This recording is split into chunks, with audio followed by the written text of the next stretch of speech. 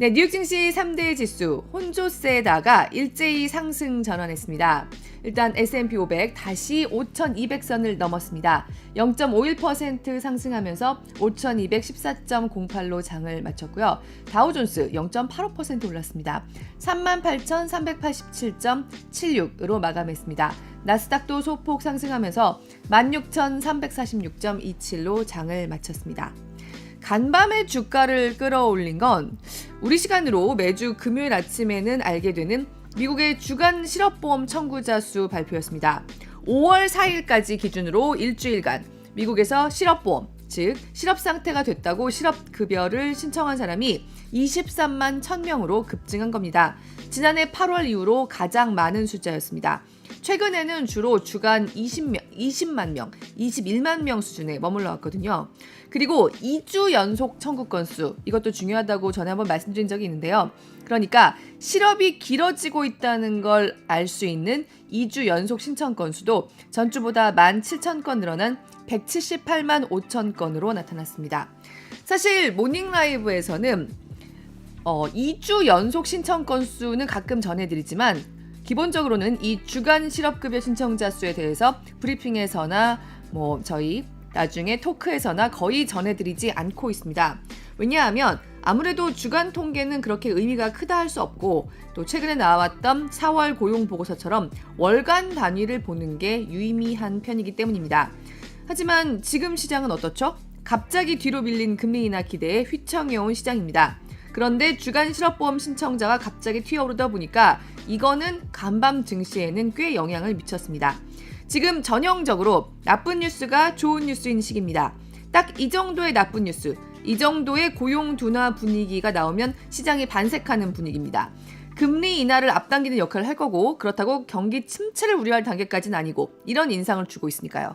이런 분위기가 시장에 퍼지면서 간밤 일제히 상승장이 되도록 이끌었습니다.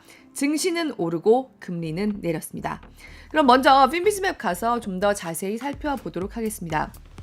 네, 전반적으로 시장 분위기 좋았던 거 바로 알 수 있지만 우리가 늘 제일 먼저 보는 섹터죠. 좌측 중앙의 반도체 섹터만 불그르죽죽하게 떨어졌습니다. 엔비디아를 포함해서요. 어제도 잠시 전해드렸지만 어제 실적 발표한 후에 장외에서 급락했던 영국 반도체 설계 회사 암에 대한 실망이 작용했습니다. 암, 실적 나쁘지 않았습니다. 어제도 짚어드렸지만 오늘 좀 더 자세히 말씀드리면 암의 매출은 전년 대비 47% 급증해서 9억 2,800만 달러였습니다. 시장 예상치도 훌쩍 넘었고요. 주당 순이익은 0.36달러였습니다. 이게 1년 전에는 0.02달러에 그쳤던 수준입니다. 크게 늘었죠. 역시 예상치도 웃돌았습니다. 하지만 내년에 대한 매출 가이던스의 중간값이 시장 예상치를 밑돈 영향이 컸습니다. 근데 살짝 밑돈 정도였습니다.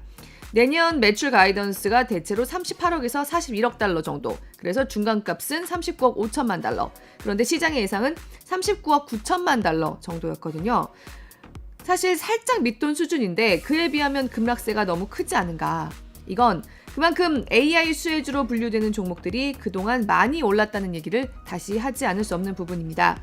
AI에 대한 기대가 최고조로 부풀어 있다. 그래서 작은 실망에도 큰 변동성으로 이어지는 분위기가 이어지고 있습니다.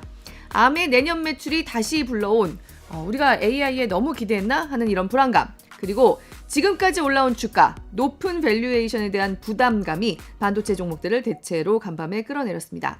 여기서 종목판 한번 가보도록 하겠습니다. 종목판 함께 가보면요. 네, 암은 보시는 것처럼 장외에서만큼 떨어지진 않았지만 2.34% 하락하면서 장을 마감했고요. 하지만 보시는 것처럼 매그니피선트 7 종목들, 빅테크 종목들은 대체로 좋았습니다. 일단 아마존, 간밤에 사상 최고가 기록했습니다. 0.8% 소폭 상승했지만 주가가 처음으로 190달러를 찍는 모습도 나타나면서 시총 2조 달러 클럽에 가입할 거란 기대감을 끌어올렸습니다. 지금 시총 2조 달러 클럽에는 엔비디아, 마이크로소프트, 애플, 그리고 알파벳이 있습니다. 여기에 아마존이 5번째로 합류할 거란 기대가 높아지고 있습니다. 그리고 애플도 1% 올랐습니다. 애플이 다음 달에 개발자 컨퍼런스에서 얘기하기로 한 AI 관점에서의 대대적인 발표. 이게 뭘까? 궁금증이 커지고 있는데요. 월스트리트 저널에서 일단 애플이 자체 프로세서를 탑재한 데이터 센터로 AI 기능을 제공하게 될 거란 보도가 나왔습니다. 여기에 대한 기대가 애플의 간밤 주가를 1% 끌어올렸습니다. 하지만 아까 핀비즈빔에서도 바로 눈에 띄긴 했었죠. 테슬라는 계속해서 하락세입니다. 1.57% 빠지면서 171.97달러로 내려와 있습니다. 테슬라는 지금 10%가 아니라 20%대 감원에 나올 거라는 보도가 나오는데요. 여기에 이어서 테슬라 제품의 출시 책임자인 리치 오토가 자기 링크드인 프로필을 통해서 지난주에 사임했다고 밝혔습니다. 그러면서 지금 회사를 뒤흔들고 있는 정리해고가 회사의 조화를 무너뜨렸다고 주장했습니다. 그야말로 테슬라의 가장 핵심 멤버들, 초창기 때부터 함께 해온 멤버들, 지금도 가장 중요한 역할을 맡고 있던 멤버들이 줄줄이 회사를 떠나고 있는 겁니다. 그래서 지금 테슬라 해고가 단지 테슬라가 돈이 필요해서 비용을 절감해야 해서 이런 이유뿐만이 아니라 어떤 내부 분쟁, 내홍이 아닌가 하는 설도 급부상하고 있습니다. 저희 어제 미국 사법당국이 테슬라의 자율주행 기능에 대해서 이게 좀 사기처럼 투자자들에게, 소비자들에게 얘기된 바가 없는지 증권법 위반 혐의로 수사에 착수했다는 내용을 전해드렸는데요.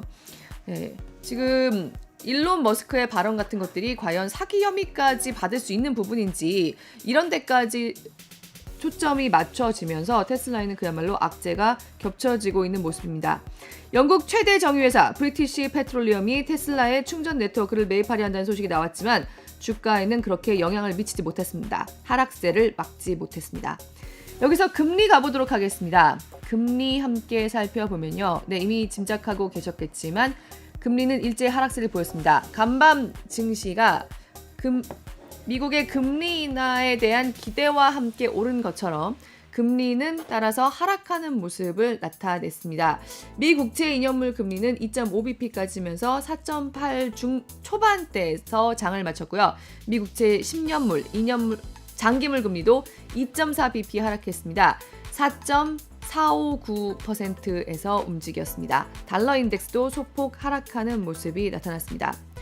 간밤에 영국의 기준금리가 5.25%에서 동결된 것도 영향을 좀 미쳤다고 볼 수 있습니다. 위원 9명 중 2명이 인하 의견을 냈습니다. 지난 3월에는 1명이었습니다. 그러니까 일단 7명이 동결 의견을 내면서 영국의 기준금리 일단 동결되긴 했지만 인하를 해야 한다고 주장하는 사람들이 점점 늘고 있다는 얘기입니다.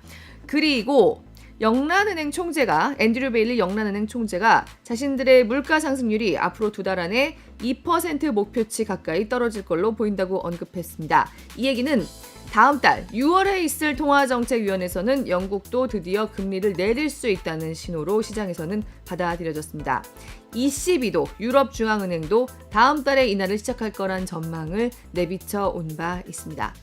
여기서 국제유가 함께 가보도록 하겠습니다. 국제유가 함께 살펴보면요. 유가는 이틀 연속 오름세를 보였습니다. 하지만 상승폭이 그렇게 크지는 않았습니다. 서부 텍사스산 중진유는 0.34% 오르면서 배럴당 79.26달러로 장을 마쳤고요. 브렌트유는 0.4% 상승했습니다. 배럴당 83.88달러로 장을 마쳤습니다. 미국 에너지정보청의 원유 재고가 감소했다는 발표가 유가 상승에 힘을 실었고요. 중동 지역의 지정학적인 리스크도 여전히 유가에 부담을 주고 있습니다. 가자지구 휴전 협상에 참여했던 이스라엘과 하마스 협상단이 결국 합의를 이루지 못하고 각각 협상장을 떠났다는 소식이 들어와 있습니다.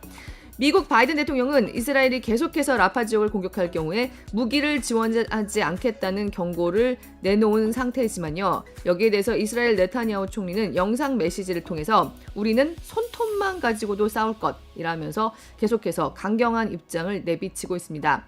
미국의 지원이 끊긴다고 하면 이스라엘로서도 큰 타격이지만 이스라엘은 현재 전에 박상준 이사님과도 함께 짚어드린 적이 있는 것처럼 내부 분위기상, 내부 환경상 그렇게 쉽게 물러설 수 없는 분위기가 굳어지고 있는 모습입니다.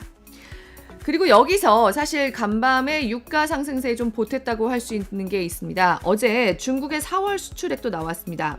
상승세였습니다. 중국의 4월 수출 늘었습니다. 달러화 기준으로는 1.5%, 위안화 기준으로는 5.1% 증가하면서 시장 예상치에도 부합했습니다.